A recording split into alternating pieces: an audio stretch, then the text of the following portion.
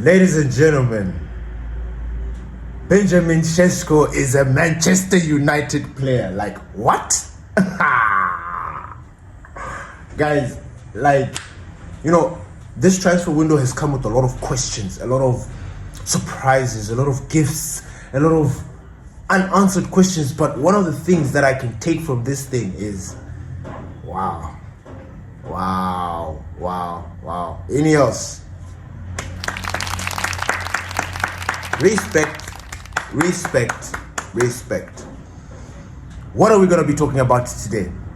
Benjamin Šeško is flying into Manchester. Oh, he's already at Manchester. He's actually scheduled to do his medical this morning, and he's going to be unveiled tomorrow when we play against Fiorentina. Like, what? Garnacho to Chelsea, we're going to be talking about that. Rasmus Højlund on loan, we're going to be talking about that. The goalkeeper situation, we are going to be talking about that. And without further ado, ladies and gentlemen, welcome to the Glory Reds podcast. It's your boy, Don Benito. Right, Benjamin Šeško, here we go. You know what? Benjamin Šeško, if you've been following the Glory Reds, we've talked about fantasy players that we have fantasized about them being in our club and actually not thinking that they'll ever be. Can I give you an example? Okay, so Lamine Yamal, it's an example. Don't get your panties in a nigga. It's just an example. So Lamine Yamal, he's a dream. He's a dream signing for me.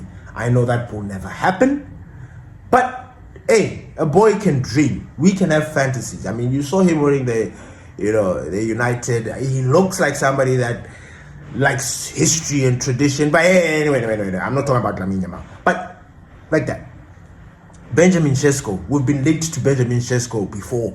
This is not the first time. And when we were actually linked to him in the early stages, though, the first time, he was a kid. And rightfully so. You could have easily said, look, let the kid marinate. Let him go out there, get some experience, which is what we should have done with Rasmus Højlund, actually. Rasmus Højlund was supposed to go another year at Atalanta. After having the stellar year that he had before, he should have gone another year. Just so that we can actually, so that he can hone his skills. We took him too fresh. He wasn't ready. Anyway, so we bring Benjamin Šeško. I mean, you can easily say that it was a transfer battle, but I don't think it was a transfer battle if the player had already chosen United. Yes, Newcastle were in the mix, but man, Newcastle have been taking L's this season. It is ridiculous. They've wanted to sign about 4 or 5 players, and they've not got one of them, and that is sad.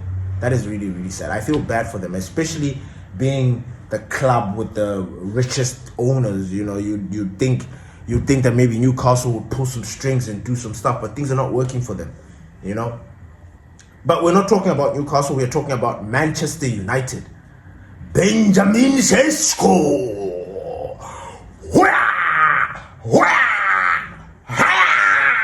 6'4", hard as fuck. Hey, I'm buzzing, ladies and gentlemen. I am buzzing.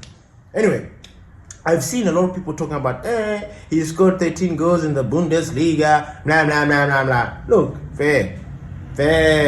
He did that. But like Brian Mbeumo, like Matheus Cunha, Benjamin Šeško needed the next step in his life, the next the next thing that was going to take him to the next level in Manchester United. I don't know, I just feel like he's perfect. I am buzzing. Those crosses that we've been expecting, like those, Dalot has got those tendencies of putting some ridiculous crosses. Sometimes Luke Shaw's cross doesn't properly. And Benjamin Šeško can literally pluck them out of the sky with his head. Like, it's just going to be one of those things. So expect to see some amazing striker goals from Benjamin Šeško. This guy has got absolute power. And you know what's crazy? this transfer window has been nuts. Because I'm sitting here thinking, Arsenal wanted Benjamin Šeško. They didn't get it. They went and got Gyökeres. We wanted Gyökeres. He didn't choose us. He went to Arsenal. We got Benjamin Šeško. It's like, what the hell is going on? It's like this transfer window has been wicked. It has been mad. But that's the beauty of it. That's the beauty of the transfer window. Like this excitement. So Benjamin Šeško, guys, is a Manchester United player. I don't know if he's going to get the number 9. I don't know if he's going to get number 20. I don't know what number he's going to get. But he is a red. And he's doing his medicals today as I'm speaking to you. That he's probably gone through. He's already done his medicals. He's now getting into some media stuff, interviews, taking pictures with the shirt. Tomorrow, game day, as we face Fiorentina, we will be unveiling our number 9, our next number 9. Manchester United buy this player for £74 million plus add-ons for 5-year deal. Man, glory, Man United, man. I'm just buzzing. I am just buzzing. So we're gonna be doing our things classic. So I'm happy, just like Varane, just like Casemiro. We always unveil our players on the pitch. So it'll be a nice unveiling for Benjamin Šeško to come and feel that energy at Old Trafford. Mind you, in that game, during that game, we are welcoming the legendary David De Gea. And when I say legendary, he deserves that status, because David De Gea is legendary for us at Manchester United. And we all know the story about David De Gea. Erik ten Hag didn't like his style, wanted to bring a ball-playing goalkeeper. He brought Onana. Onana didn't work. And what did we do with David De Gea? We let him go. We kicked him out to the curb. His send-off was not good. Absolutely not good. Especially for a servant as David De Gea. He didn't deserve the treatment that he received from Manchester United when he left. He didn't deserve it. He didn't. If there was one player that deserved a proper send-off, it was him. Because it was David De Gea that kept us alive during those wicked seasons where we were not scoring goals, where Lukaku looked like he was playing with Timberland. And, yes, David De Gea did have a couple of seasons where he was just, I don't know what he was smoking, but he was smoking something. We had that. But those seasons were not a lot. I think I can count with one hand, maybe 2. 1 or 2 seasons where David De Gea, you can easily say that this guy was shit. He was bad. But other than that, we loved David De Gea. The story, David De Gea is our peer. We grew up with him. You know what I'm saying? So, David deserves the send-off or the farewell or whatever it is that they're going to call, whether it is a testimonial match, whatever they want to call it. I don't know what you're going to call it. Because, if it was a send-off, it should have been back then. But it's only now that we're being able to play against Fiorentina. He's playing for Fiorentina. So I guess, whatever you want to call it. Testimonial, what? But we're doing that on Saturday. So you can imagine, it's going to be full of emotions at Manchester United. And on top of that, the 1958 are protesting, which I am not even going to try and get in between, because we know that this fight against Ineos and the Glazers is a never-ending fight. It is a fight that needs to go on and go on and go on until we get new owners. Now, I am not saying that, and then we're going to start thinking, but Ben, you're praising them. Look, this transfer window has been amazing. In fact, it has been one of the best summer windows I've experienced in a while. In the last 10 years, I think this is one of the best that I've been privileged to be, not privileged, but to be around, to see, because look at how this thing all started. Mateus Cunha, we're not sure. Manchester United won Mateus Cunha, they sign him. Whoa, okay. Brian Mbeumo, what do you mean? Boom. Brian Mbeumo only wants Manchester United. You're whoa, where did this come from? Then from nowhere, boom. Gyökeres, we're fighting. All of a sudden, we think we're in for Gyökeres. We're going to stay for Gyökeres. He doesn't. It's this dance that we just can't, But then, Bagat, we get him. And it's like, whoa, now we are getting Benjamin Šeško and then Baliba. Hi. What's happening? Then a goalkeeper. Hey, what? I'm not used. This is I'm not used to it, But I'm buzzing because a lot of people, especially our rivals, had written us off. So now when I look at them, like when I see what they post, how they're talking on social media and in the groups and stuff, I am laughing. I'm enjoying it because they've paused. They're like, a lot of them do believe, yes, which is true. Liverpool, Arsenal, Man City, Chelsea, they are ahead of us in terms of recruitment.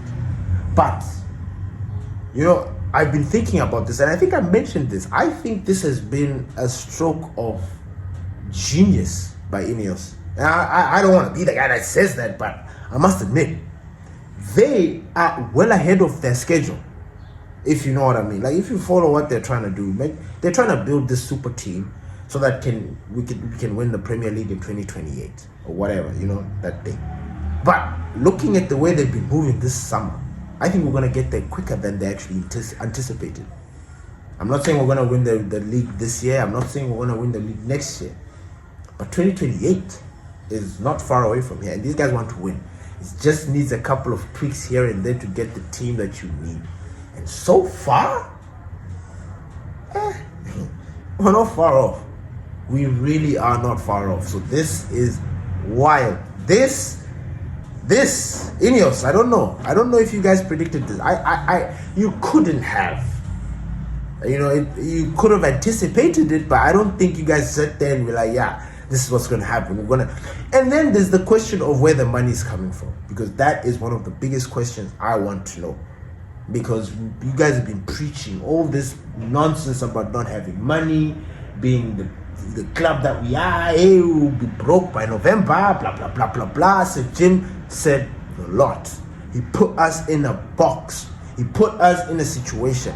Now, all of a sudden, we've got fans who are confident in saying we've got money. Now, we'll buy this player, hey, we'll do this. And I'm asking myself, yo, what do you mean? This guy's been talking about us not having money. Hey, PSR. Hey, FFP rules. Where have those gone? Where are those terminologies in this situation? Yes, I can understand that people are structuring the payments in installments and all that stuff, but we are still not understanding where these guys are getting the money from. We never really got the budget for the summer. I think it was 100M, and then we were going to have to supplement with sales. Then all of a sudden we are spending 200.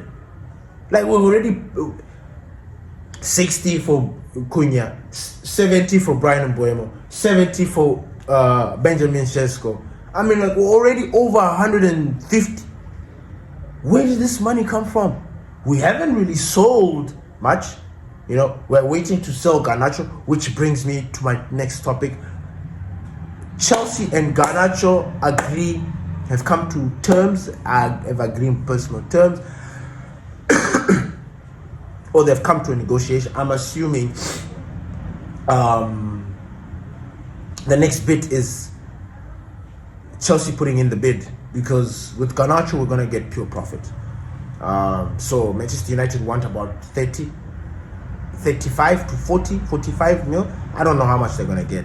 I used to think that Garnacho was worth 70, but after all the nonsense that he's been doing, I can understand his price, or his valuation has dropped based on his attitude and how he's been behaving. I don't know. But he's soon going to be joining Chelsea. And good riddance, man.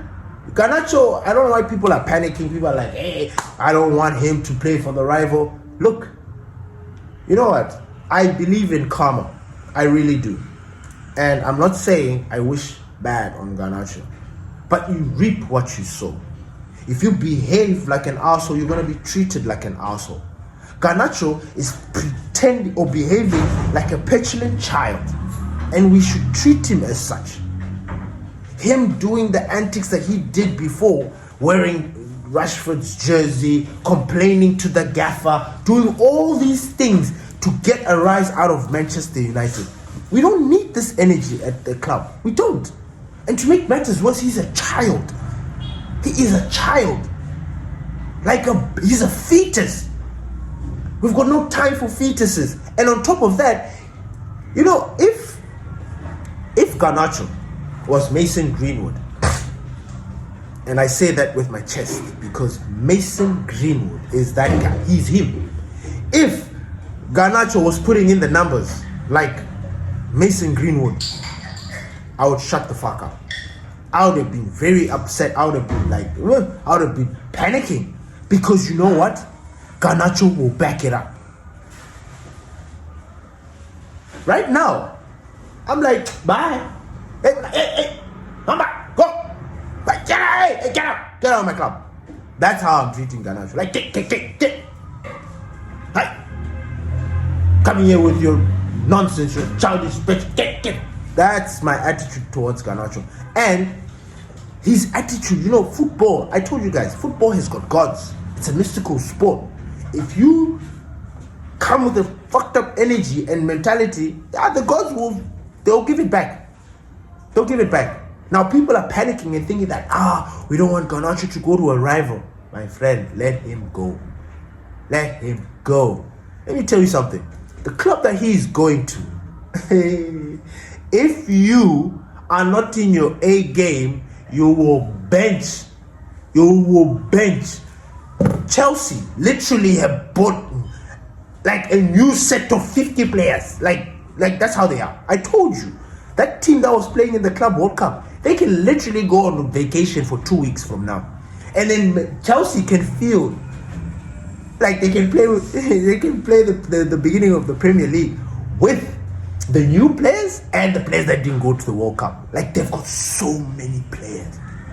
Now Garnacho wants to go into that mess. Is he mad? He could have easily gone to Napoli where Scott McTominay is. Look, Scott McTominay has been nominated for the Ballon d'Or. Are you joking? We're busy here scared of Garnacho.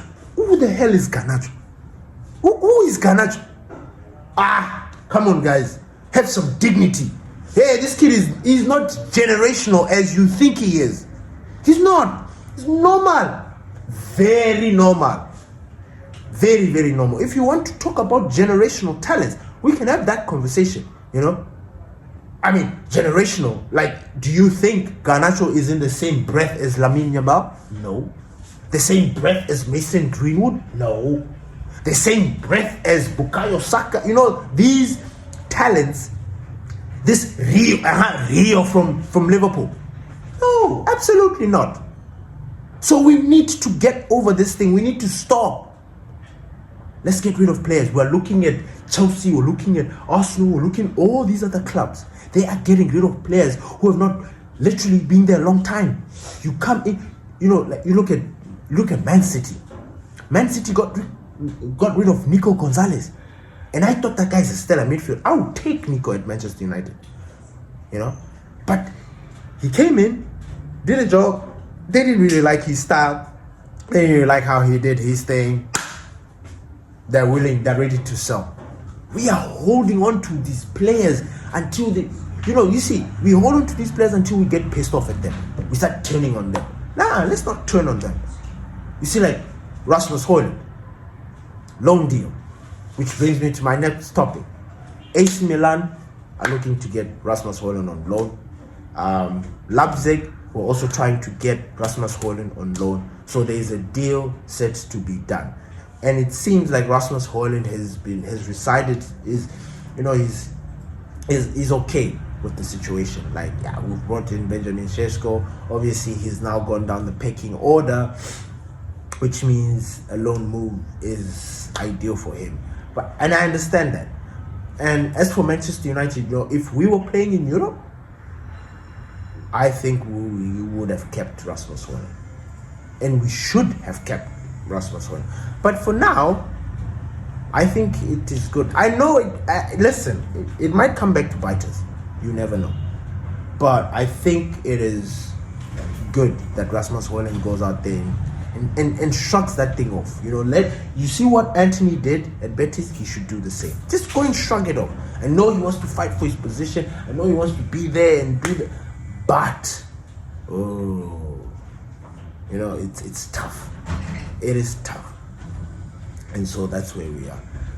Thank you everybody for listening to the Glorious Podcast. It's your boy Don Benito. Peace.